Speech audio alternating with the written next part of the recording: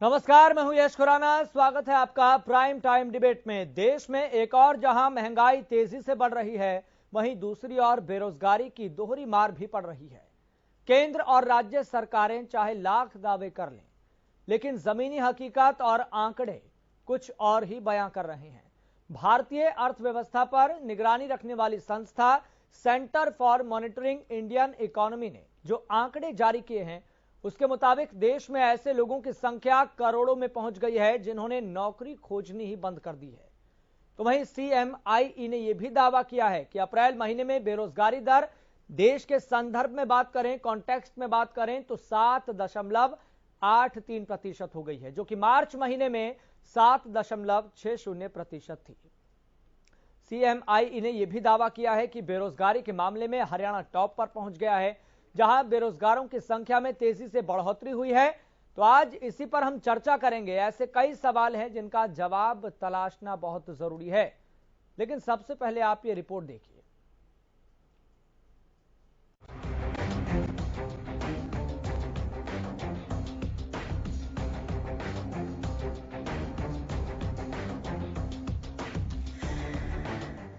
भारत में बढ़ती बेरोजगारी हमेशा से चिंता का विषय रही है, लेकिन अब जो आंकड़े सामने आ रहे हैं वो तो और भी ज्यादा डराने वाले हैं। भारतीय अर्थव्यवस्था पर निगरानी रखने वाली संस्था centre for monitoring Indian economy यानी सीएमआईई ने आंकड़े जारी कर दावा किया है, हरियाणा में बेरोजगारी सबसे ज्यादा 34.5% है, जबकि राजस्थान में 28.8%।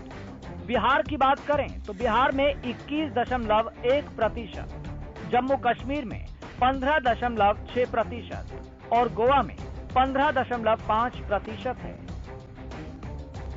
सीएमआईई के आंकड़ों के मुताबिक देश में अप्रैल में बेरोजगारी दर 7.83% हो गई है, जो कि मार्च महीने में 7.60% थी। तो वहीं सीएमआईई का दावा है कि सबसे बुरा हाल तो हरियाणा राज्य का है, जहां बेरोजगारी दर 34.5% जा पहुंची है। जबकि राजस्थान की बात करें तो राजस्थान इस लिस्ट में 28.8% के साथ दूसरे नंबर पर है। तो वहीं 21.1% बेरोजगारी दर के साथ बिहार तीसरे नंबर पर है। तो वहीं सबसे कम बेरोजगारी दर वाले राज्यों में भाजपा जजपा की युवा विरोधी, रोजगार विरोधी, हरियाणा विरोधी नीतियों का दंश हरियाणा के नौजवान, हरियाणा की युवा पीढ़ी, हरियाणा का बच्चा बच्चा आज झेल रहा है। भारतीय जनता पार्टी जजपा सरकार ने हरियाणा के नौजवानों के भविष्य पर ग्रहण लगा दिया है और हरियाणा के युवाओं की उम्मीद को बुलडोजर के नीचे रौंद दिया है। तो वहीं सबसे कम बेरोजगारी दर वाले राज्यों में हिमाचल प्रदेश है, जहां बेरोजगारी दर 0.2% है, जबकि छत्तीसगढ़ में 0.6%, असम में 1.2%, ओडिशा की बात करें तो ओडिशा में 1.5% और गुजरात में 1.6% है। सीएमआईई का दावा है कि शहरी इलाकों में बेरोजगारी दर अप्रैल के महीने में बढ़कर 9.22% जा पहुंची है और इससे पिछले महीने 8.28% थी। तो वहीं ग्रामीण इलाकों में बेरोजगारी दर में गिरावट देखने को मिल रही है।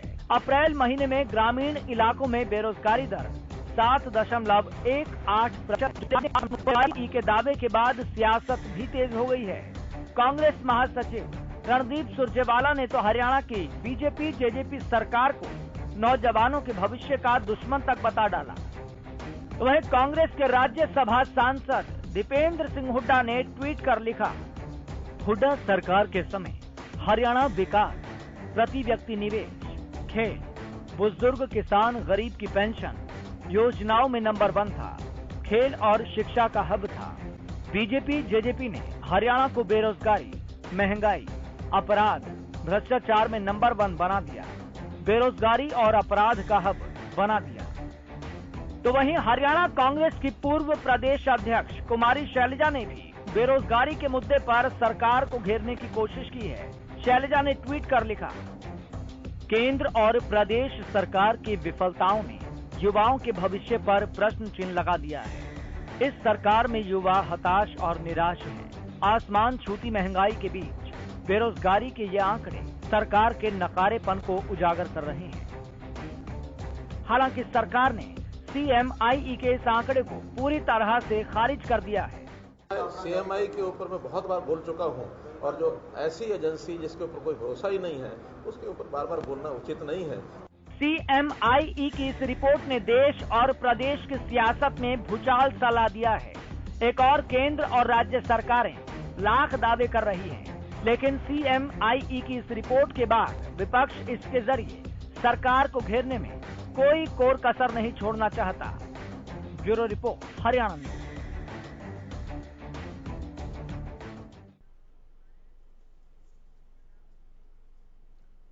तो क्या बेरोजगारी के मामले में हरियाणा नंबर 1 है? ग्राउंड जीरो की रियलिटी क्या है? क्योंकि CMIE की रिपोर्ट जब जब सामने आती है तब तब भारतीय जनता पार्टी की सरकार, खास तौर पर हरियाणा सरकार, इस रिपोर्ट को सिरे से खारिज कर देती है। एक बार फिर से CM मनोहर लाल से जब पत्रकारों ने सवाल पूछा तो उन्होंने सिरे से खारिज कर दिया कि भरोसे लायक ये संस्था नहीं है, इसका डाटा भरोसे लायक नहीं है। तो इसी पर हम चर्चा करेंगे। हमारे साथ मेहमान जुड़ चुके हैं, तारुफ आपका करवा देते हैं। तो आपको बता दें कि हमारे साथ इस मसले पर चर्चा करने के लिए बीजेपी प्रवक्ता प्रोफेसर विधुरावल जुड़ गए हैं। सर, आपका बहुत बहुत शुक्रिया इस खास कार्यक्रम में जुड़ने के लिए। हमारे साथ कांग्रेस प्रवक्ता प्रियंका हुड्डा भी जुड़ गई हैं। मैम, आपका बहुत बहुत शुक्रिया इस खास कार्यक्रम में जुड़ने के लिए। और हमारे साथ इस मसले पर चर्चा करने के लिए वरिष्ठ पत्रकार सुभाष चौधरी भी जुड़ गए हैं। सर, आपका बहुत बहुत शुक्रिया इस खास कार्यक्रम में जुड़ने के लिए। प्रोफेसर साहब, सीधा सवाल आपसे, CMIE की रिपोर्ट पर हरियाणा की भारतीय जनता पार्टी सरकार भरोसा क्यों नहीं करती?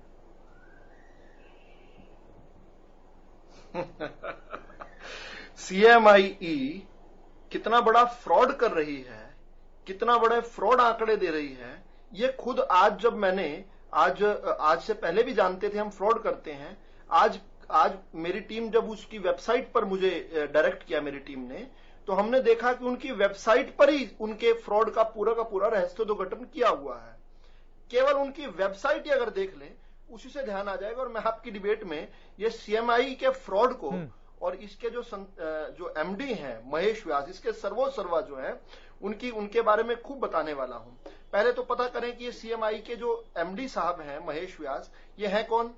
ये वो हैं जो 2019 में कांग्रेस का घोषणा पत्र लिख रहे थे। 2019 के लोकसभा में कांग्रेस किन वादों के साथ लोगों के बीच में गई थी, जिन वादों को और कांग्रेस पार्टी को देश की जनता ने नकार दिया, उस घोषणा पत्र लिखने के जनक जो हैं वो ये महेश व्यास हैं। इन्होंने लिखा है, उस समिति के ये अध्यक्ष थे। और फिर अब यहां पर आकर CMIE नाम की फ्रॉड काम करके देश भर में इस प्रकार के आंकड़े जो कि खुद आपस में जो मैच नहीं करते, डॉट से डॉट ही कनेक्ट नहीं होता, इस प्रकार के हास्यास्पद आंकड़े ये देते हैं। मुझे लगता है कि हो सकता है या तो ये हमारा जो हैप्पीनेस क्वाड्रेंट है, जो वो क्वोशेंट है, हैप्पीनेस क्वोशेंट को बढ़ाने के लिए शायद इसलिए ऐसे मजाकिया आंकड़े देते हैं, और या तो फिर ये कोई इनके कुछ कर्मचारी कोई भांग का नशा करते हैं, जिसको नशा करने के बाद ही करते हैं। एक बार इनके आंकड़ों को देख लें, उससे पहले हम ये बता दें कि लगातार इस प्रकार के इनके फर्जी आंकड़े हमारे सामने आए हैं। हम इनके अगर मंथली आंकड़ों पर जाएं और मंथली आंकड़े इनके देखें कि किस प्रकार से ये हरियाणा के अंदर अलग अलग आंकड़े बता रहे हैं। ये कह रहे हैं कि अप्रैल में जाकर हमारी बेरोजगारी दर 34.5% हो गई, ऐसा आपकी रिपोर्ट में भी बताया। लेकिन मार्च में हमारी जो बेरोजगारी दर था वो 26.5% था, यानी पूरे 8% की इन्होंने वृद्धि दिखा दी।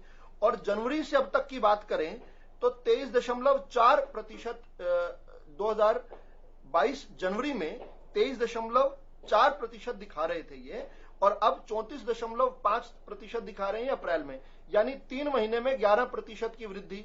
और उससे पहले मार्च की बात करें तो 1 महीने में 8% की वृद्धि।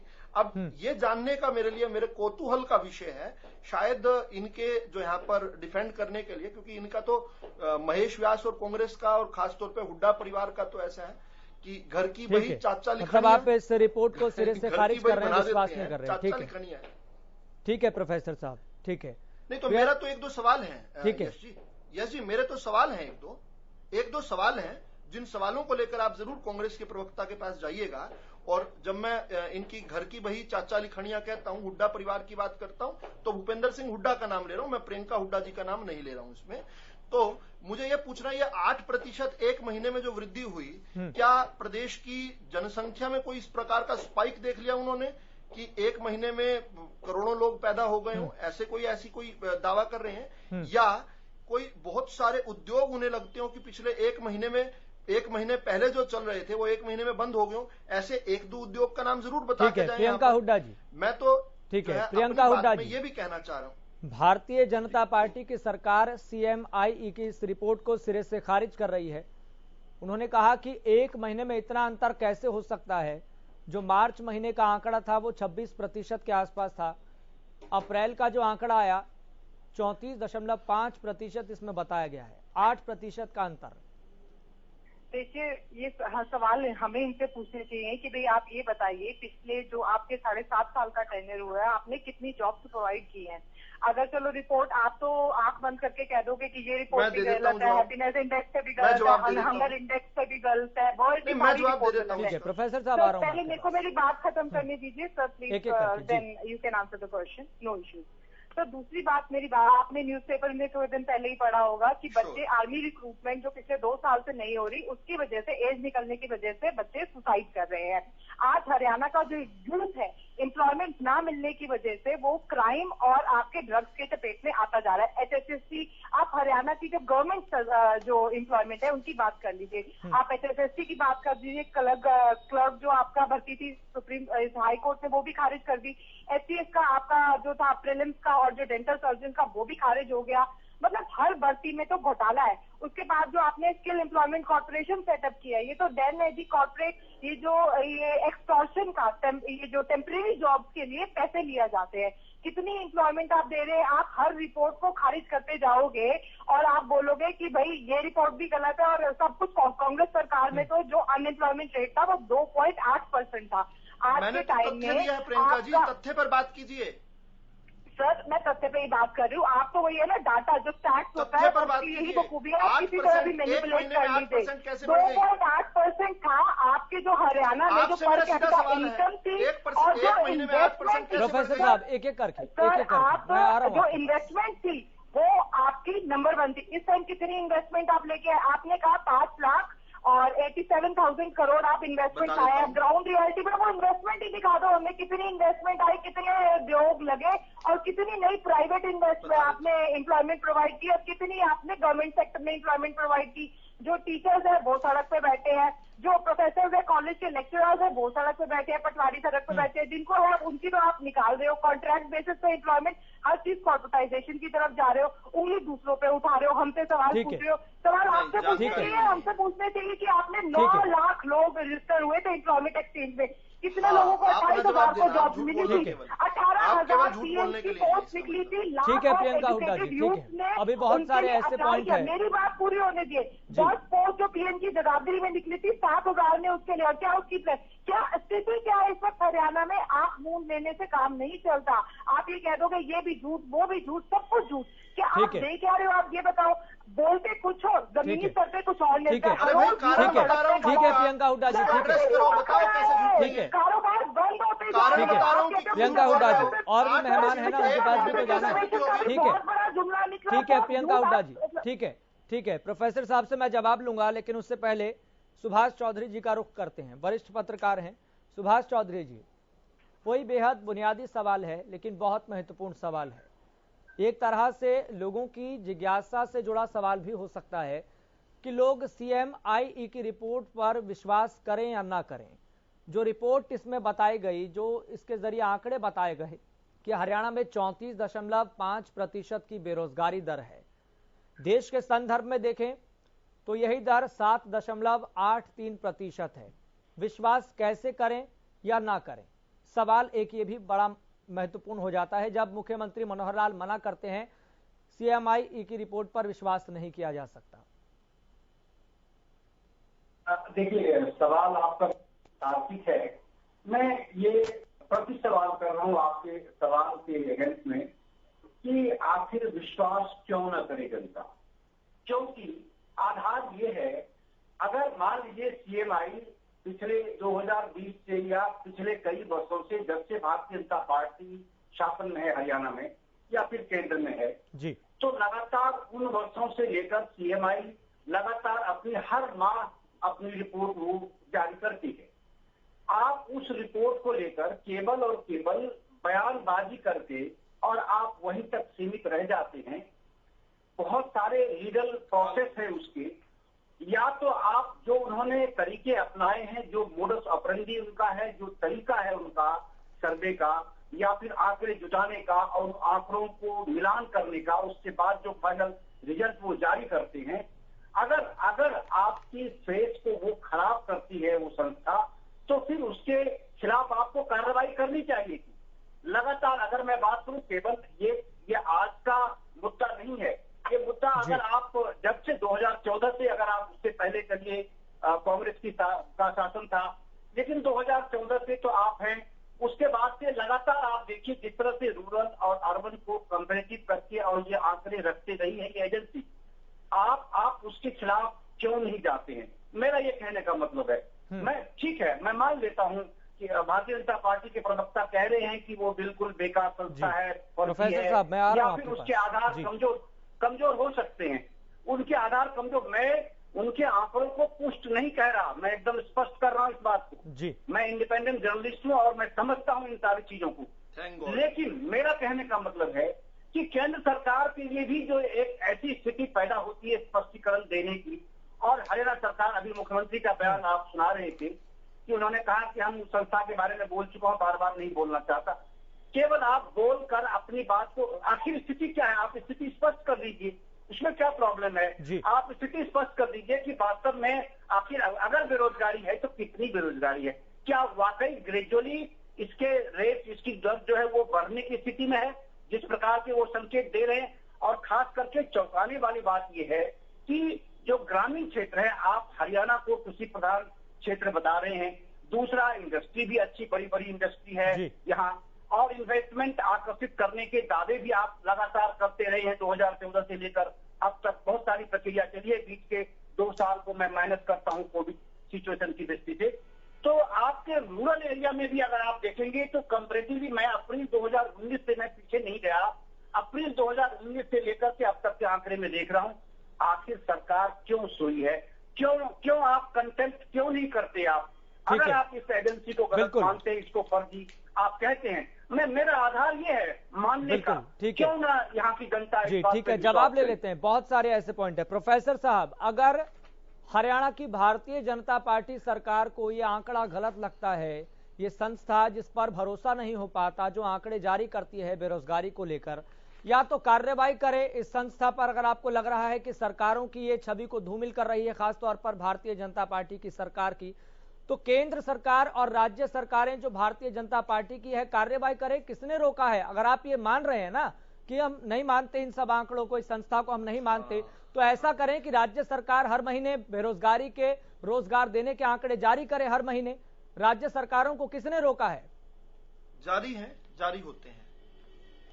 हाँ, एक तो आपका सवाल बड़ा अच्छा है कि सरकार जो है खुद जारी करे, तो आपकी जानकारी में बता दूं कि ये जारी होते हैं। परिवार पहचान पत्र के तहत जो आंकड़े आए हैं, जो सेल्फ डिक्लेरेशन है, जो लोगों ने खुद बताया है, लोगों ने अपना परिवार पहचान पत्र बनाते समय अपनी ऑक्यूपेशन बताई है, उसके अनुसार जो डाटा है वो 6.3% का है। तो ये लोगों की बात हो गई। अब मैं आपसे ये जानना चाह रहा हूं कि क्या कोई टेक्निकल कमी तो नहीं है? जो मैं बोल रहा हूं वो कांग्रेस की प्रवक्ता और हमारे वरिष्ठ पत्रकार जी तक नहीं पहुंच रहे सवाल, मेरा ये पूछना है। पहले एक बार कंफर्म कर दीजिए, जो मैं बोल रहा हूं ये बात पहुंच रही है ना वहां तक भी? बिल्कुल पहुंच रही है सर, ग्राउंड रियलिटी भी तो देखिए। यस आप बोल पूछ रहे हैं, बिल्कुल पहुंच रही है। मैं आ रहा हूं एक एक करके। आवाज पहुंच रही है प्रोफेसर साहब, आवाज पहुंच रही है। लेकिन आप ये भी जवाब दीजिए, आपने अच्छा, पीपीपी का हवाला दिया, डाउट परिवार पहचान पत्र का दोनों हवाला ने, दिया, क्या प्रदेश में सभी के परिवार पहचान पत्र बन गए? मैं फिर सर पिछले 2 साल में कितनी सरकारी नौकरियां मिली हैं? एक बार आदमी में कितनी पोस्ट खाली पड़ी है? प्रियंका हुड्डा जी, मैं आ रहा हूँ। प्रियंका हुड्डा जी, आप मेरे समय में बोलेंगी तो आपके समय में क्या बोलेंगी? साहब ठीक है, आप अगर मेरे समय में ही बोल पड़ेंगी तो आपके समय में क्या बोलेंगी फिर? चलिए, अच्छा ध्यान से, अब मैं इसका जवाब दूंगा लेकिन मुझे समय दीजिएगा। यस जी, 3-4 सवाल खड़े हो गए, या तो सवाल का साथ साथ उत्तर जी बिल्कुल जी। अभी पहली बात, मैंने ये एक सवाल, तार्किक सवाल किया जो आपके दर्शकों को समझ आ गया, लेकिन दोनों पैनलिस्ट उसको बिल्कुल कन्वीनियंटली स्किप कर गए। वो क्या था कि पिछले महीने यही संस्था बता रही है 26.5% बेरोजगारी है। इस महीने आते हुए उसने एक्सपोनेंशियल राइज करके उसको 35%, 35.5% बढ़ा दिया। तो ये 8-9% का जो इंक्रीज हुआ है, जो राइज हुआ है, वो राइज क्या हरियाणा की जनसंख्या स्पाइक कर गई, या बहुत सारे अचानक से उद्योगों को कांग्रेस ने खरीद लिया, यानी जिस तरह कांग्रेस बंद हो रही है वैसे उद्योग भी बंद हो गए? क्या हुआ ऐसा? कोई एक उद्योग का नाम ले लेते, लेकिन दोनों ने इस पॉइंट को एड्रेस ही नहीं किया, पूरे तरीके से इसको हाईवे से निकल गए। अब मैं दूसरे पॉइंट पर आता हूं। बड़ा अच्छा सवाल किया प्रियंका जी, लिखना कागज पेन नोट लेकर कि मैं आपको आंकड़ा देने वाला हूं। 2005 से लेकर 2009 तक हुड्डा साहब की जो सरकार थी, भूपेंद्र हुड्डा का नाम, जब भी मैं हुड्डा साहब कह रहा हूं तो इसका मतलब भूपेंद्र हुड्डा है, प्रियंका हुड्डा नहीं है। 2005 से लेकर 9 तक आपकी सरकार ने 18,020 नौकरियां दी केवल। 2009 से लेकर 2014 तक आपकी सरकार ने 44,302 नौकरियां दी।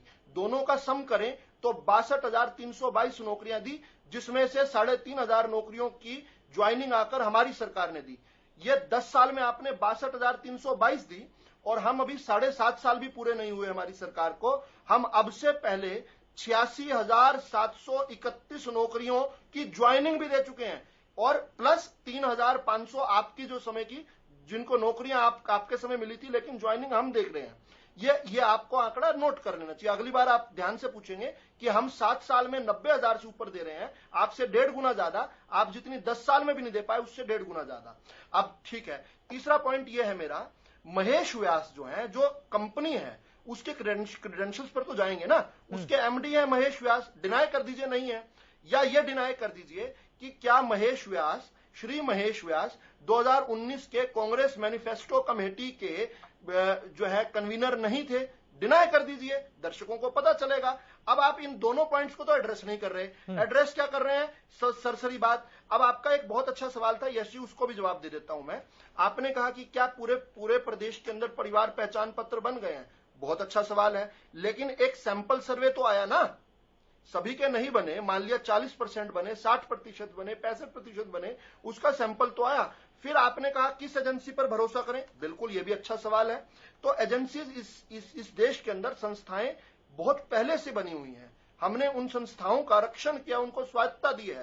कांग्रेस के समय वाली तोता संस्थाएं नहीं है।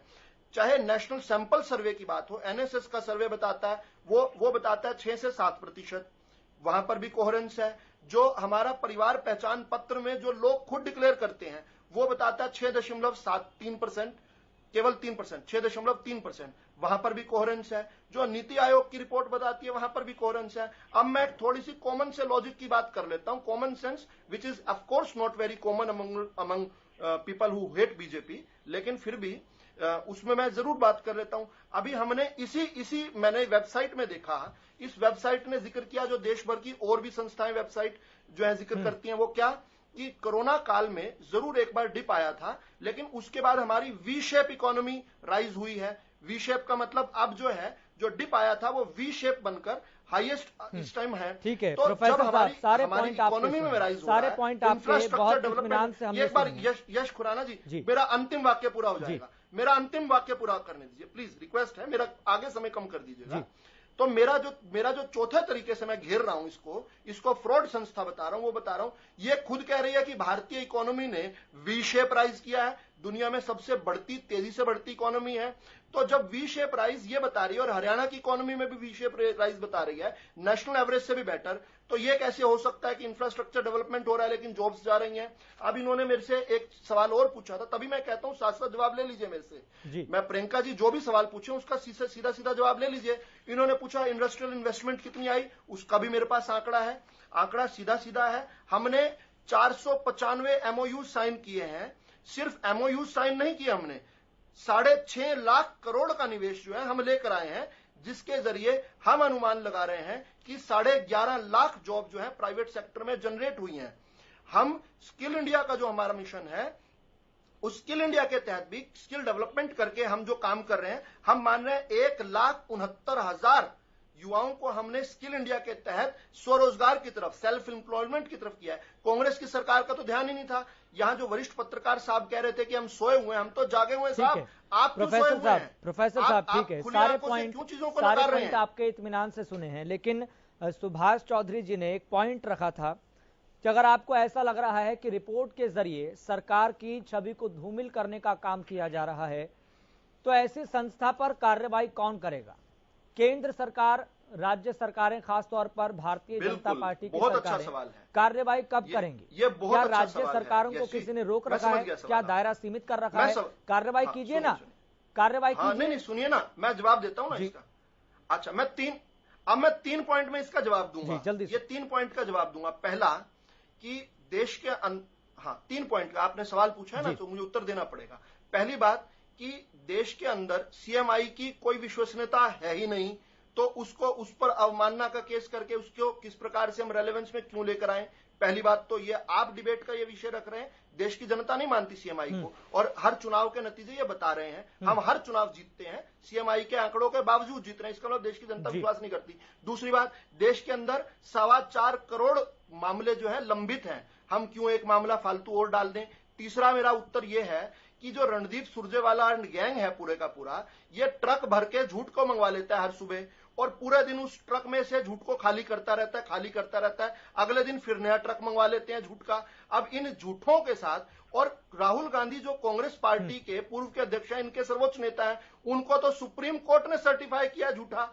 जब चौकीदार वाले रिमार्क पर लिखित में माफी मंगवाई, बोले बेटा आप लिखित नहीं मांगोगे तो अवमानना का केस होगा, लिखित में माफी मांगी है, और फिर भी आज तक झूठ बोलना नहीं बंद किया। तो ऐसे सर्टिफाइड झूठों पर किस पर केस करें? हमारा सारा ध्यान यश खुराना जी हमारा सारा ध्यान हरियाणा के और देश के जन जन के कल्याण में लगा हुआ है, उनकी सेवा में लगा हुआ है। वी आर लीस्ट बोदर्ड कि ये लोग सुबह से शाम तक क्या झूठ बोलते हैं, हम अवमानना में नहीं जाते। बाकी ये माफी वीर लोग हैं, माफी भी मांग लेते हैं कोर्टों में जाकर, क्या करें इनका?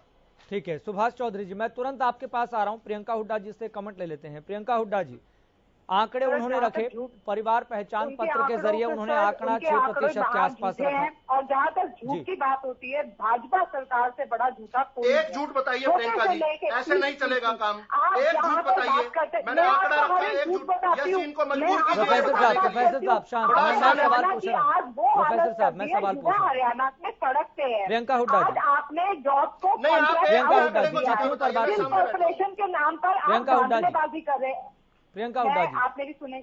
उल्टा मैं सुन रहा हूँ, हमने दर्शक भी सुन रहे हैं। खत्म कर दिया है। मैं चाहता हूँ कि देखिए हम आंकड़े पर बात कर रहे हैं ना। आपके पास जानकारी नहीं है तो व्हाट कैन आई डू? मेरे पास पूरी मैं क्या कर सकता हूँ? आप जानकारी लेकर नहीं आए।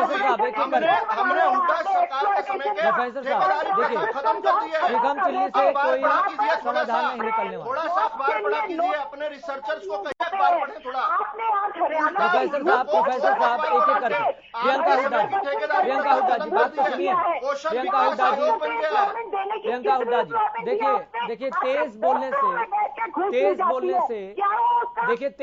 से इसका मतलब ये तो नहीं है कि हम तथ्यों पर बात कर रहे हैं। प्रियंका हुड्डा जी देखिए, तेज बोलने से, ऊंचा बोलने से इसका मतलब ये तो नहीं है कि हम तथ्यों पर बात कर रहे हैं। झूठ बोलते हैं, जॉब में झूठ बोलते हैं, सबको पता है इस टाइम देश की हालत कितनी बुरी है। प्रियंका हुड्डा जी, प्रियंका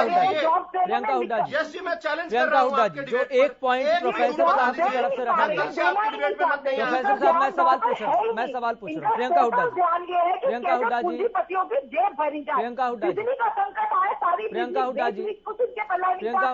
अगर तथ्यों पर, आंकड़ों पर हम बात करेंगे तो ज्यादा अच्छा होगा। प्रियंका हुड्डा जी, प्रोफेसर साहब ने एक पॉइंट रखा कि मार्च में 26% के आसपास थी बेरोजगारी दर हरियाणा में, जो CMI की रिपोर्ट के जरिए बताया गया। अप्रैल में 34% के आसपास हो गई। तो ये प्रोफेसर साहब पूछ रहे हैं कि 8% की बढ़ोतरी कैसे हो गई? क्या प्रदेश में कोई इंडस्ट्री बंद हो गई? आप इनकी बात मत सुनिए, आप मेरी बात सुनिए। इनका नहीं, मैं सभी की बात सुन रहा हूँ, मैं सभी की बात सुन रहा हूँ, दर्शक भी सभी की बात सुन रहे हैं, है ना? इनका डाटा तो सही होगा, कितने लोग रजिस्टर होते हैं, कितने लोगों को जॉब मिलती है, ये तो डाटा होगा। इकोनॉमिक सर्वे जो होता है वो तो सही डाटा बताता होगा। सर्वे क्या बताता है? 8,80,000 लोगों ने जॉब के लिए रजिस्टर किया था और 2816 को जॉब मिली। उसके बाद जो NSSO का डाटा था वो भी यही बताता है कि पिछले 45 ईयर्स में सबसे ज्यादा अनएम्प्लॉयमेंट रिकॉर्ड बीजेपी सरकार ने तोड़ा है। वो डाटा भी झूठ बोलता है नहीं? तो आप NSSO की क्रेडिबिलिटी के भी पीछे पड़ गए तो 2000 बिल्कुल झूठ बोलता है वो डाटा। आप झूठ बोल रही हैं, मैं बताता हूँ कैसे। आपको इत्मीनान से सुना है, मैं तुरंत आ रहा हूँ। अच्छा, डाटा सारा छोड़िए, आज सड़कों पे जो यूथ है वो भी हमने भेजा उसे कि बरगला के, वो भी झूठ बोलता है। आज नहीं है सड़कों पर यूथ, सड़कों पर तो कांग्रेस है और कांग्रेस तो सड़क पर आ गई है। आंखों पे पट्टी बांध सड़कों पर सिर्फ कांग्रेस है, सड़क लोगों के पास, किसान अपने खेत में है, युवा और श्रमिक अपने अपने संस्थानों में काम कर रहे हैं। सड़कों पर सिर्फ कांग्रेस है। प्रियंका हुड्डा आपको अपने प्रदेश अध्यक्ष हटाने पड़ रहे हैं। प्रियंका हुड्डा जी, प्रोफेसर साहब ने ये सवाल पूछा था कि मार्च में 26% के आसपास CMI की रिपोर्ट के जरिए बताया गया कि बेरोजगारी दर है। अप्रैल में ये 34% के आसपास कैसे हो गई? क्या प्रदेश में कोई इंडस्ट्री बंद हो गई या कोई बड़े पैमाने पर लोग बेरोजगार हो गए?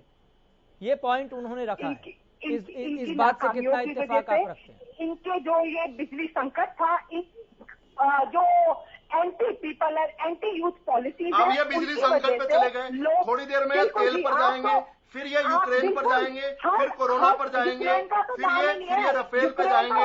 ये आपकी बात का जवाब नहीं देंगे। This is the fraud, this is the fraud, this is the fraud for everyone to see. आपके दर्शक ध्यान से सुन रहे हैं। गवर्नेंस देने में विफल है इस टाइम पे। हर देश की जनता हमारे गवर्नेंस मॉडल को सर्वोच्च मानती है। कांग्रेस का सर्टिफिकेट नहीं चाहिए हमें। ठीक है, कांग्रेस अपना गवर्नेंस मॉडल देगी। आपसे एक पार्टी, ठीक है, मैं आप दोनों के पास आ रहा हूँ। देश को गुरु बनाने की। ठीक है प्रियंका हुड्डा जी, ठीक है प्रोफेसर साहब, ठीक है, जो आप जवाब देना चाहते हैं मैं तुरंत आपके पास आ रहा हूँ, लेकिन सुभाष चौधरी जी का रुख करते हैं। सुभाष चौधरी जी, प्रोफेसर साहब ने पॉइंट रखा है, ये आपको कितना वाजिब लग रहा है और आप इस बात से कितना इत्तेफाक रखते हैं कि जो रिपोर्ट मार्च के महीने में 26% के आसपास बेरोजगारी दर बता रही थी, अप्रैल महीने में उसी रिपोर्ट के जरिए आंकड़ा आया कि 34.5% की प्रदेश के अंदर बेरोजगारी दर है। क्या इतना बड़ा फासला एक महीने में हो सकता है? और मैं एक और बातों का यहां पर जिक्र करना चाहूंगा, क्योंकि इस रिपोर्ट में कई बातों का हवाला भी दिया गया है कि हरियाणा में बेरोजगारी दर बढ़ने के 3 कारण हैं। इसमें यह बताया गया बाकायदा। पहला कारण यह कि 2 साल से सरकारी नौकरी न मिलना। दूसरा, रूस और यूक्रेन युद्ध की वजह से हरियाणा के कारोबारी क्षेत्र पर असर पड़ा है। और तीसरा इसमें कारण यह बताया गया कि पिछले दिनों से लगातार बिजली कटौती की वजह से औद्योगिक उत्पादन कम हुआ है। कितना आप इत्तेफाक रखते हैं? हाँ, देखिए, जो तीसरा पॉइंट है औद्योगिक उत्पादन कम होने का, तो ये तो सरकार मुझे लगता है चाहे खुलकर न माने मगर ये अंदर खाते तो मानती है। बिजली मंत्री के बयान देखिए आप कि जो बिजली के हालात रहे हैं और प्रोडक्शन किस तरह से बाधित बुरी तरह से रहा है, ये एक फैक्चुअल सिचुएशन है। लेकिन मैंने अपनी बात ही शुरू से की, ये अनावश्यक तौर पर जब आप नेगेटिव बात न भी करें तब भी आपको लपेटने की कोशिश करते, ये भाजपा प्रवक्ताओं की ये बड़ी खूबी है। मैं ये कहना चाहता हूं, मैंने पहला अपनी बात यहीं से शुरू की थी कि मैं उसके आंकड़े को पुष्ट नहीं मानता, लेकिन सवाल यह है, मेरा प्रति सवाल है कि क्यों ना मानूं। एक दूसरी बात, आवश्यकता नहीं है। प्लीज, जब एक एक कर आप प्लीज प्रोफेसर साहब एक एक करके सभी एक दूसरे को इत्मीनान से सुने और अपनी बात रखें। जी प्लीज थोड़ी सभ्यता का परिचय दीजिए। मैं ये कह रहा हूं कि अगर आप ये हास्यास्पद तर्क आप देते हैं कि एक और मामला मानहानि का बढ़ जाएगा, बोझ बढ़ जाएगा देश पर, फाइनेंशियल बोझ बढ़ जाएगा इससे, आप अगर एक मानहानि का मुकदमा ठोक देंगे, हर माह वो मजबूती से अपनी बातें रख रहे हैं। और देश की जितनी सारी इकोनॉमिक न्यूज़पेपर्स हैं और आप जैसे प्रतिष्ठित संस्था, जो चैनल आपका हरियाणा न्यूज है, पूरा प्रदेश देखता है, लाखों लोग अभी ये देख रहे होंगे इस बहस को, तो मैं ये कहता हूं, और कितनी आसानी से ये स्किप कर रहे हैं, ये कहते हैं कि फर्जी संस्था है। अगर वो फर्जी संस्था है, फर्जी आंकड़े हैं, उसके आधार कमजोर हैं, उसके आधार टेंटेड हैं, और उसके आधार में कोई बल वाकई नहीं है, तथ्यात्मक चीजें अगर कंटेंशियस नहीं है उनके आंकड़े, तो आप क्यों नहीं कोर्ट का दरवाजा खटखटाते? या फिर आपके पास तो एडमिनिस्ट्रेटिव, आज तो पॉलिटिकल, आप पूरी तरह से मजबूत हैं सेंटर में, समय नहीं है हमारे पास। आप प्लीज इतना समय फिजूल नहीं करते। आप बहुत लंबा बोलते हैं, आप मुझे अपनी बात रखने दीजिए। मैं ये कह रहा हूं, तो आपके पास तो आज एडमिनिस्ट्रेटिव के तरीके से भी आप उसके खिलाफ कार्रवाई कर सकते हैं, तो उस दिशा में कदम आप क्यों नहीं बढ़ाते हैं? जनता क्यों नहीं जानना चाहेगी इस बात को लेकर? आप हास्यास्पद तर्क दे रहे हैं कि एक बोझ बढ़ जाएगा आपके एक मामले से। लगातार हर माह आप अगर ये मानते हैं कि ये गलत आंकड़े हैं, तो भ्रम की स्थिति क्यों पैदा होने देते हैं आप प्रदेश में, हरियाणा में? और ये क्या कोई छोटा आंकड़ा है? मैं खुद भी कह रहा हूं कि जैसे आप कह रहे हैं कि आंकड़े आप सवाल खड़े कर रहे हैं कि इतना बड़ा गैप 26.7% और 34.5% का ये लंबा गैप अगर अविश्वसनीय है, तो आप इस अविश्वसनीय तर्क को काटने के लिए आपने क्या कदम उठाए हैं? आप केवल अपनी बातें। दूसरी बात, इन्वेस्टमेंट की बात आप कह रहे हैं 2019 से पहले। मैं इस टर्म की बात ही नहीं कर रहा, क्योंकि इस टर्म में बहुत ज्यादा डिस्टर्बेंसेस रहे हैं। मैं खुद मानता हूं, चाहे वो कोविड का सिचुएशन हो या कोई और कारण हो, चाहे आप अंतर्राष्ट्रीय युद्ध के तर्क को भी आप दे रहे हैं, ठीक है, मैं मान लेता हूं। मैं तो 2019 से पहले की बात कर रहा हूं, जो आपका फर्स्ट टर्म था, जब आप फुल फ्लेज थे। उस वक्त आपने जितनी घोषणाएं की, जो आपने इन्वेस्टमेंट सबमिट किए इसी गुड़गांव की धरती पर, आपने एनआरआई सबमिट किए, और उसमें भी बहुत सारे ऐसे एमओयूज की चर्चा आपने की, इतने एमओयूज हमने किए। भाई साहब, वो एमओयूज धरातल पर कहाँ है? आप गुरुग्राम जैसे इंडस्ट्रियल टाउन में, फरीदाबाद जैसे इंडस्ट्रियल टाउन में आप इंडस्ट्री बाय नेम बता सकते हैं क्या कि कौन सी इंडस्ट्री उस एमओयू के तहत लगी है, आज तक धरातल पर आई है? नहीं आई है। आप बताइए, बाय नेम अगर आपके सामने है तो आप रख दीजिए, मैं मान लूंगा। बता दूंगा जी, आप सवाल पूछ रहे हैं, उत्तर भी आप करेंगे। ठीक है, जवाब वरिष्ठ पत्रकार जी, सवाल भी आप करेंगे। जनरेशन इतनी इतनी संभावनाएं पैदा कर दी आपने। अरे सभ्य साहब, मुझे इतनी सभ्यता फर्जी घोषित करूंगा सीएमआई को, मैं पूरी तरह फर्जी घोषित कर दूंगा। लेकिन आप धरातल पर बताइए, धरातल पर नहीं है। आप केवल शब्दों के बाग लगा करके और लोगों को आप उस तरह के छद फल खिलाने की कोशिश कर रहे हैं। सवाल भी आप कर रहे हैं, उत्तर भी आप कर रहे हैं। प्रोफेसर साहब, हम लोग सुभाष चौधरी जी की तरफ से जो सवाल पूछे गए हैं, आप उनका तो जवाब दीजिएगा ही, लेकिन मेरा एक और सवाल है। मैं चाहूंगा कि आप सबसे पहले इस सवाल का जवाब दें, क्योंकि मैं तथ्यों पर बात करता हूं, आंकड़ों पर बात करता हूं, ताकि लोगों के बीच में, दर्शकों के बीच में एक भरोसा पैदा हो सके। मेरे पास एक तस्वीर है सर, इस तस्वीर में यह बताने की कोशिश की गई है कि यूपी गवर्नमेंट ने, यानी कि योगी आदित्यनाथ सरकार ने, अभी जो चुनाव हुए थे उत्तर प्रदेश में, CMIE की रिपोर्ट का हवाला दिया गया था और इसके जरिए यह बताया गया था कि उत्तर प्रदेश में 2017 से पहले जो बेरोजगारी दर थी वो 17% थी, और CMIE की रिपोर्ट का हवाला देकर योगी आदित्यनाथ सरकार ने बताया कि 2021 में यह बेरोजगारी दर 17 के बजाय 4.1% हो गई है। योगी आदित्यनाथ सरकार, जो कि भाजपा की सरकार है, वो भरोसा करती है, लेकिन हरियाणा की सरकार जब रिपोर्ट सामने आती है CMIE की, वो भरोसा नहीं करती। ये ऐसा विरोधाभास क्यों है सर? मेरे पास तो तथ्य है, एडवर्टीजमेंट की कॉपी है, फर्क साफ है, एडवर्टीजमेंट का नाम है, बहुत सारे अखबारों में छपा जी। आपके पास तथ्य हैं, हाँ, मैं भी तो कुछ तथ्य ही दूंगा ना जी। आपके पास बिल्कुल तथ्य हैं, मैं भी तथ्य ही दूंगा। तो आपने बिल्कुल ठीक, मुझे पता था ये सवाल आएगा और मैं इस पर भी रिसर्च करके आया हूं कि जो आपने कहा कि 4.1 की जो CMI का आंकड़ा था, हमने उसको क्यों रिलाय किया। हालांकि मैं उत्तर प्रदेश भाजपा का प्रवक्ता नहीं हूं, लेकिन क्योंकि मैंने वहां पर चुनाव में जिम्मेदारी के तहत वहां रहा हूं मैं 2 महीने, और वैसे भी मैंने इन चीजों को स्टडी किया, तो मैंने ये देखा कि जो CMIE के आंकड़े हरियाणा के अंदर जो नेशनल सैंपल सर्वे से मैच नहीं करते हैं, जो नीति आयोग की फिगर से मैच नहीं करते हैं, वो आश्चर्यजनक तरीके से उत्तर प्रदेश के अंदर उन फिगर से मैच कर रहे हैं। मसलन नीति आयोग ने बताया कि उत्तर प्रदेश में 3.75% से 4.25%, यानी 3.75% टू 4.25%। और इन्होंने हेलो,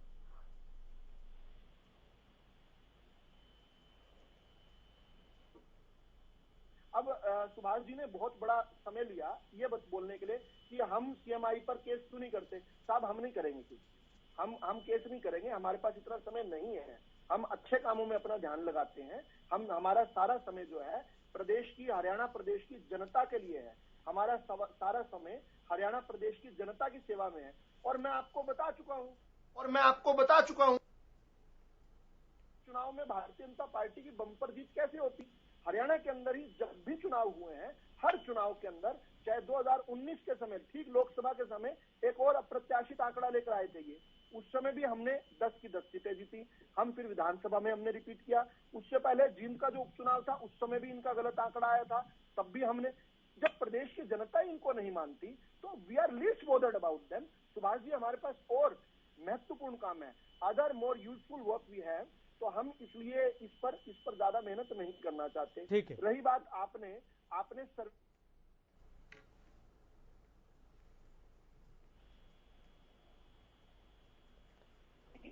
ठीक है प्रोफेसर साहब, ठीक है। प्रियंका हुड्डा जी, ये तो आपने बताई दिया जी, कितनी कन्वीनियंस से इन्होंने उत्तर प्रदेश में सीएमआई की रिपोर्ट को मान लिया और हरियाणा में कितनी ही कन्वीनियंस से उसको दरकिनारे कर दिया। हमें हरियाणा वासियों को किसी की रिपोर्ट की जरूरत नहीं है इनकी असलियत जानने के लिए। इस टाइम हरियाणा की जो इन्होंने हालत की है, हरियाणा हुड्डा सरकार में, कांग्रेस सरकार में नंबर 1 इन्वेस्टमेंट में होता था, एम्प्लॉयमेंट में होता था, पर कैपिटा इनकम में होता था। यहाँ के किसान भी खुश है। आज इन्होंने हर वर्ग को त्राही कर दिया है। ना यहाँ पर इन्वेस्टमेंट रही, ना यहाँ पर जॉब रही, पब्लिक प्राइवेट कोई भी नहीं। भाई, यहाँ पर प्रवचन देने की बजाय कुछ आंकड़े दीजिए। कौन कहता है कि नंबर 1 पर? किस चीज का इन्हें घमंड है? वो जनता आगे दिखाई भी नहीं। प्रियंका हुड्डा जी, हम जनता की आवाज उठाते ही रहेंगे। इलेक्शन जीतना या हारना कोई सर्टिफिकेट नहीं होता। हम जनता के रिप्रेजेंटेटिव हैं और नहीं, आप झूठ बोलते हैं। प्रियंका हुड्डा जी, आप इन्वेस्टमेंट को लेकर बात कर रहे हैं, तो ये बताएं कि जो इन्वेस्टमेंट आया था उसका किस तरीके से इस्तेमाल किया गया, जॉब की क्रिएशन के लिए किस तरीके से इस्तेमाल हुआ। आप आंकड़ों पर बात करिए तो दर्शक भी बेहतर तरीके से समझ पाएंगे। ये कह देना कि इन्वेस्टमेंट आया था उसका इस्तेमाल नहीं हुआ या फिर प्रदेश सरकार रोजगार नहीं दे रही है, ये तो एक हवाई बात के तौर पर हम देख सकते हैं, लेकिन आप भी आंकड़ों पर बात कीजिए ना।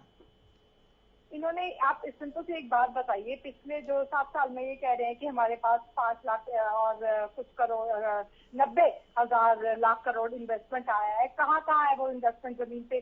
कौन सी फर्म या मारुति तो यहाँ से चली गई, जो IMTs है जो कांग्रेस से सरकार, तो गुजरात में जाके इन्होंने, आप पहले मेरी सुनिए सर, जो IMTs थी कांग्रेस सरकार में, जो रोहतक में डेवलप हुई, खरगोदा में, नूह में, कुरुक्षेत्र में और आपकी फरीदाबाद में डेवलप हुई, उनका क्या, इन्होंने कितना IMTs को डेवलप किया? ये 75% का कितनी प्राइवेट है, ये डेवलप ही नहीं किया कि आरक्षण घोषणा मुख्यमंत्री थे हुड्डा, एक भी IMT डेवलप नहीं की। झूठ बोल रहे हैं, कमाल कर रहे हो सर। एक भी IMT कमाल कर रहे हो। खरगोदा में, फरीदाबाद में। आपसे मैं पूछ रहा हूँ, मैं आपसे पूछ रहा हूँ, प्रदेश की जनता सुन रही है, क्या रोहतक में IMT डेवलप की हुई है? डेवलप नहीं हुई। आप तो ये भी मेरा सीधा सवाल है आपसे, झूठे हैं। नहीं, ये ट्रेन कितना चलती जा रही है? अरे रुक जाइए, अरे ठहर जाइए, अरे बता दीजिए, रोहतक में, नूह में, खरगोदा में, फरीदाबाद में हरियाणा में पावर्टी लाइन के नीचे आपने IMT डेवलप कर दी क्या? घोटाले हुए पिछले 7.5 सालों में। प्रियंका हुड्डा जी, प्रोफेसर साहब ने एक आंकड़ा रखा था, क्या आप इस आंकड़े को गलत मानती है? प्रोफेसर साहब ने आंकड़ा रखा कि 10 साल में हुड्डा सरकार में 62,322 के आसपास 322 के आसपास नौकरियां दी गई, जबकि 7.5 साल में हरियाणा की भाजपा सरकार ने 86,000 से ज्यादा नौकरियां दी है। क्या ये बात गलत है?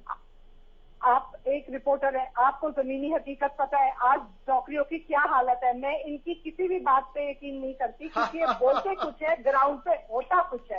ये डाटा मैनिपुलेट करते हैं। क्योंकि आप ये बताइए, जब सेंटर की सरकार में रहते हुए आपके नेता तो कह रहे थे कि भाजपा की वैक्सीन पे भी कोई भरोसा नहीं है। NSC को जब आप तो भारत की वैक्सीन को भाजपा की वैक्सीन बता रहे थे, सबसे रिलायबल डाटा होता था, बट वही इनकी पोल खोलता तो इन्होंने क्या किया, नेशनल स्टैट्स कमीशन है उसको भी दरकिनारे कर दिया, जो उसके इंडिपेंडेंट मेंबर्स थे वो रिजाइन कर दे, इनका पोल ना खुले, इन्होंने उसकी रिपोर्ट ही नहीं पब्लिश होने दी, तो इनकी आप किस बात को मानोगे? ठीक है प्रियंका हुड्डा जी, ठीक है प्रोफेसर साहब, मैं तुरंत आपके पास आ रहा हूँ। सुभाष चौधरी जी के पास चलते हैं। सुभाष चौधरी जी, चूंकि CMI की रिपोर्ट में केवल हरियाणा का आंकड़ा नहीं बताया गया और भी राज्यों का आंकड़ा इसमें बताया गया, मसलन राजस्थान की अगर बात करें तो 28.8% का यह आंकड़ा बताया गया कि बेरोजगारी दर राजस्थान में भी है, जो कि हरियाणा के बाद दूसरे नंबर पर है सबसे ज्यादा बेरोजगारी के मामले में। बिहार का बताया गया 21% के आसपास बेरोजगारी दर है। और अगर कम राज्य वालों की बात करें जहां पर बेरोजगारी दर कम है तो उसमें गुजरात भी है, ओडिशा भी है, असम भी है, छत्तीसगढ़ भी है और मध्य प्रदेश भी है। अगर एक पॉलिटिकल नजरिए से देखें तो इसमें भाजपा की राज्य सरकारें भी हैं और कांग्रेस की राज्य सरकारें भी हैं। इसके ऊपर अगर मैं एक बात करूं सुभाष चौधरी जी, अगर हालात ठीक इसी तरह के बने हुए हैं तो हम रोजगार के अवसर को, जॉब क्रिएशन को कैसे डेवलप कर पाएंगे? क्योंकि एक रिपोर्ट 2 दिन पहले RBI की भी सामने आई जिसमें बताया गया कि भारतीय अर्थव्यवस्था को उभरने में 12 साल से भी ज्यादा का वक्त लग सकता है, जिस तरह के हालात वर्तमान में बने हुए हैं। और यह भी कहा गया कि अगर रोजगार के अवसर युवाओं को नहीं दिए गए तो हालात और ज्यादा खराब हो सकते हैं। देखिए, मैं ये कहता हूं, अब आपने RBI को कोट कर दिया और कितनी अब ऐसी स्थिति आपने पैदा कर दी भाजपा प्रवक्ता के लिए कि आखिर उनके आंकड़े को या उनकी आशंकाओं को ये कैसे निर्मूल साबित करेंगे। मैं कह रहा हूं, आप एक एग्जाम्पल दे रहा हूं, मैं बिल्कुल छोटा समय लूंगा आपका जी, कि आप गुरुग्राम के पास ये रोजगार में इंडस्ट्रियल सबसे पिछड़ा इलाका हरियाणा का है मेवात, और वहाँ इंडस्ट्रियलाइजेशन करने की दृष्टि से रोजगार में इलाके में टेक्सटाइल वैली के नाम से 2008 में एक इंडस्ट्रियल सेक्टर स्थापित करने की पॉलिसी आई इनकी। 2010-2012 तक दिल्ली से बड़ी संख्या में उद्यमियों ने, छोटे लघु उद्यमी या MSME सेक्टर्स के लोगों ने अपनी इंडस्ट्री वहां बंद करके पॉल्यूशन के कारण से वो लोग मानेसर यानी गुड़गांव शिफ्ट कर गए और उन्होंने सबने बुकिंग कराई, सबने 2012 तक अपने पैसे दे दिए। 2014 के बाद ये सरकार है, आज 2022 है, 1 इंच आगे नहीं बढ़ी है, किसी भी उद्यमी को ये प्लॉट नहीं दे पाए हैं। इवन आफ्टर दैट कि सारे उद्यमियों ने सारे पैसे, सारे इंस्टॉलमेंट वाइज पूरे के पूरे पैसे प्लॉट के जमा कर दिए हैं हुडा में। आज तक हुडा ने 3 साल हो गए मुख्यमंत्री को घोषणा किए हुए इस पॉलिसी को कि हुडा के पास अब कोई भी इंडस्ट्रियल सेक्टर नहीं रहेगा, HSIPC उस सेक्टर्स को देखेगी। 2019 में घोषणा की गई और आज 3 साल से आज तक हैंडिंग टेकन ओवर नहीं हुआ है, उन इलाकों को HSIPC को सौंपा नहीं गया है और न ही उन उद्यमियों को किसी को प्लॉट दिया गया है। आप बताइए, क्या इस तरीके से अगर ऐसा इंडस्ट्रियल प्रमोशन का, इंडस्ट्रियल इन्वेस्टमेंट आकर्षित करने के अगर ये तरीके होंगे और इतनी तेज गति से ये सरकार अगर चलेगी तो फिर कैसे एम्प्लॉयमेंट जनरेशन हो सकता है? ये आशंका RBI की बिल्कुल दुरुस्त है। इनफैक्ट जो एडमिनिस्ट्रेटिव मैकेनिज्म है, जो पॉलिटिकल मैकेनिज्म है, इंडस्ट्रियलाइजेशन की दृष्टि से जो इनका कंसेप्ट है वो पूरी तरह इनको बदलना पड़ेगा। और मैं तथ्यात्मक बातें कह रहा हूं आपके चैनल पर कि 2012 तक सारे उद्यमियों ने अपने प्लॉट के पैसे जमा करा दिए, फुल एंड फाइनल पेमेंट दे दिए। आज 2022 है, इन्होंने एक भी उद्यमी को प्लॉट नहीं दिया है। वो कैसे इंडस्ट्री चलाएंगे? वो सब के सब महंगे जगहों पर, महंगे सेग में किराए पर अपनी इंडस्ट्री चला रहे हैं। आप समझ सकते हैं उनका ऑपरेशनल कॉस्ट कितना ज्यादा होगा। तो ये जो मैंने तो एक छोटा सा उदाहरण आपको बताया इसी गुरुग्राम का, इसी मेवात के पास का। तो इस तरह के बहुत सारी ऐसी चीजें हैं जिसके कारण से ये आशंका पैदा होती है और इन आशंकाओं का इलाज इनको तरीके से करना पड़ेगा, तब जाकर एम्प्लॉयमेंट जनरेशन की स्थिति बनेगी। ठीक है प्रोफेसर साहब। यश जी, मैंने सभी की बात सुनी है, पॉइंट्स मैंने नोट किए हैं, मैं उनका उत्तर एक एक करके दे रहा हूं जी। आपने जब तथ्यात्मक बात कही, आपने सवाल सीधा था कि क्या 10 साल में हुड्डा सरकार ने 62,322 नौकरियां नहीं दी, इससे एक भी नौकरी ज्यादा दी? कांग्रेस की प्रवक्ता ने बॉदर नहीं किया इसका उत्तर करने का। वो आपने पूछा कि क्या 86,731 नौकरियों से ज्यादा भाजपा सरकार ने नहीं दी, इसका भी उत्तर उन्होंने नहीं दिया। कोई बात नहीं, मैं और उनको आंकड़ा देता हूं, क्योंकि मेरी स्ट्रेंथ तो आंकड़े हैं, मेरा साथ तो, मेरी सच्चाई का बखान तो आंकड़े करते हैं। मैं प्रवचन देने के लिए यहां पर नहीं बैठा हूं। वैसे कांग्रेस के प्रवक्ता से हम क्या उम्मीद करेंगे? वो ये थोड़ी कहेंगे कि रोजी रोजी चल रहा है गार्डन में, वो तो यही कहेंगे लुट गए, बर्बाद हो गए, कांग्रेस बर्बाद हो गई, खत्म हो गया, अनएम्प्लॉयमेंट हो गई, यही एक्सपेक्ट करते हैं। वो एक्सपेक्टेड लाइन्स पे बात कर रही हैं। तो अभी एक जल्दी से मैं आंकड़ा दे देता हूं। जो हमारा NHI है, national highway authority of India है, वो प्रति महीने जो है आंकड़ा निकालता है। तो हमारा जो पिछला महीना गया है, जो अप्रैल का महीना है, उस अप्रैल के महीने में देश के अंदर जो सड़कें बनी हैं वो 36 किलोमीटर प्रतिदिन के हिसाब से बनी है। अब ये सड़कें आकर रॉबर्ट वाड्रा ने कोई रात को स्वप्न सोचा और सुबह आकर सड़क बन गया, ऐसा तो नहीं हुआ ना। देश के मजदूरों ने, देश के श्रमिकों ने ही तो सड़क बनाई है ना।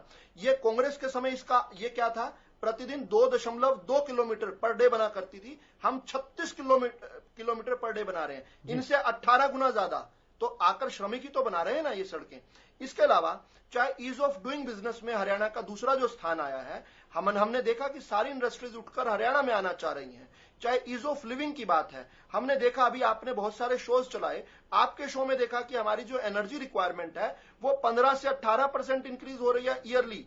ये एनर्जी रिक्वायरमेंट है, चाहे इलेक्ट्रिसिटी रिक्वायरमेंट है, वो कैसे इंक्रीज हो रही है? अगर उद्योग लग रहे हैं तभी तो हो रही है, अगर काम चल रहे हैं। फिर अभी एक इन्होंने, मैं आंकड़े की बात कर लेता हूं, इन्होंने ये कहा कि मुझे बताएं इंडस्ट्रीज को लेकर।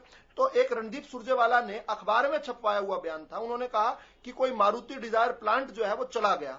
उसके बाद हमने लगातार 3 बार दिन तक रणदीप सुरजेवाला ढूंढे, नहीं मिले। हमने उनसे रोज पूछा, इनके कांग्रेस के नेशनल कोऑर्डिनेटर हैं इन प्रवक्ताओं के, वो ढूंढे नहीं मिले। जो सुभाष चौधरी जी ने जो पॉइंट रखे हैं, कोई जो आशंका जाहिर की है, उन पॉइंट्स पर भी आप जवाब दीजिए, मैं चाहूंगा। मैं आ रहा हूं जी, मैं प्लीज मेरे को समय दीजिएगा, मुझे सभी का उत्तर करना है। तो हमारा उल्टा, मारुति का कोई प्लांट, डिजायर प्लांट जिसका नाम ले रहे थे कि गुजरात चला गया, जिस प्रकार 2 दिन पहले झूठ बोला कि हमने कुछ यूनिट बिजली के गुजरात को बेच दी, एक भी यूनिट नहीं दी, आधी भी नहीं। झूठ बोलना कितना सस्ता है कांग्रेस के लिए, झूठ बोलो और भाग जाओ, झूठ बोलो और भाग जाओ। अभी आपके सवाल उत्तर नहीं दे रही यहाँ पर कांग्रेस की प्रवक्ता। इसी तरीके से रणदीप सुरजेवाला का झूठ कितना बड़ा, उल्टा मारुति ने डिजायर रखा। हमें बताता हूँ कि 800 एकड़ जमीन मांगी हरियाणा से, हरियाणा में खरखौदा में 800 एकड़ जमीन पर नया प्लांट एक और बना रही है मारुति। हमने देखा 100 एकड़ में जमीन में सुजुकी जो है प्लांट बना रही है। हमने देखा कि किस प्रकार से कांग्रेस के समय जो है, कांग्रेस के समय हड़ताल करवाई जा रही थी, कांग्रेस के समय किस प्रकार एक षड्यंत्र के तहत जो है, हम याद करें कि मारुति का एक प्लांट था, उसमें 2012 में उसमें एक मैनेजर को जिंदा जला दिया था। प्रोडक्शन यूनिट थे हमारे यहाँ पर 800 एकड़ में मारुति खरगोदा में नया प्लांट बना रही है। IMTs की जहां तक बात है, हमने महम एयरपोर्ट की, हमने एक छोटा सा कमेंट लेते हैं सुभाष चौधरी जी से। ठीक है, निजी क्षेत्र में जो निवेश घट रहा था कांग्रेस के समय, हम उसको भी आगे बढ़ा रहे हैं। एक बार एक छोटा, ठीक है प्रोफेसर साहब, ठीक है, रोहतक, ठीक है प्रियंका हुड्डा जी, ठीक है, सुभाष चौधरी जी के पास जाएंगे, ठीक है, वहां पर कोई डेवलपमेंट, ठीक है प्रोफेसर साहब, ठीक है, सुभाष चौधरी जी के पास जाएंगे, सुभाष चौधरी जी। 495 MOUs के तहत 6.5 लाख करोड़ का, ठीक है प्रोफेसर साहब, ठीक है, सुभाष चौधरी जी को भी सुन लेते हैं। ठीक है, ठीक है, सुभाष चौधरी जी को भी सुन लेते हैं। ठीक है, सुभाष चौधरी जी, तमाम परिस्थितियों को देखते हुए आपका आंकलन क्या है कि कैसे हम आगामी समय में इन तमाम परिस्थितियों को बेहतर कर सकते हैं, जॉब क्रिएशन की स्थिति पैदा हो, राज्य सरकारों में हर साल और हर महीने रिपोर्ट जारी करने की प्रवृत्ति पैदा हो सके और जॉब क्रिएशन के मामले में प्रदेश का युवा, देश का युवा भी खुश हो। हमें ऐसे किन पहलुओं पर ध्यान देना चाहिए? क्या ये बहुत चैलेंजिंग है या फिर हो ही नहीं सकता? जल्दी से। नहीं, चैलेंजिंग तो है, इसमें कोई दो राय नहीं है। मैं तो ये सबमिशन दे रहा हूं। मैं देखिए, मैं आलोचना में केवल विश्वास नहीं करता, मैं समालोचना शब्द बहुत सुंदर हिंदी में है, तो मैं उस दृष्टि से आगे बढ़ता हूं। तो मेरा ये सबमिशन है कि आप जो पॉलिसीज लेकर आ रहे हैं, चाहे इंडस्ट्रियल पॉलिसी, मनोहर लाल जी के जमाने में जो इंडस्ट्रियल पॉलिसी आई है, मैं उस इंडस्ट्रियल पॉलिसी को बुरा नहीं कहता। सवाल उठता है कि उसको धरातल पर लाने का। इसीलिए मैंने इन्वेस्टमेंट वाला जो सवाल किया था कि फाइनेंस कोई ऐसा बता दें जो धरातल पर आए हो। उस एमओयू के द्वारा। होता क्या है कि गवर्नमेंट को खुश करने के लिए एमओयू जो बड़े इंडस्ट्रिस्ट हैं वो कर लेते हैं और उसके बाद वो पीछे भागते हैं। आप रिलायंस एसीजेड प्रोजेक्ट यहीं गुरुग्राम के पास झज्जर, यहाँ से गुरुग्राम से लेकर झज्जर का इलाका एसीजेड आज भी विवादित पड़ा हुआ है। आप देख रहे हैं 50,000 हेक्टेयर का मुद्दा है। उसका कारण यही है कि एक तो पॉलिटिकल विल बहुत जरूरी है, दूसरा आप इंडस्ट्रियल प्रमोशन, इंडस्ट्रियल इन्वेस्टमेंट की दृष्टि से जो आपने बॉडी बना रखी है, आप थोड़ा उनको एग्जीक्यूशन करना सिखाइए, उन पर थोड़ा स्ट्रेस डालिए, थोड़ा ताकत लगाइए, तब जाकर के इस रास्ता सही बनेगा। ठीक है। सभी का बहुत बहुत शुक्रिया इस खास कार्यक्रम में जुड़ने के लिए, अपना पक्ष रखने के लिए। तो मुझे भी दीजिए इजाजत, आप देखते रहें हरियाणा।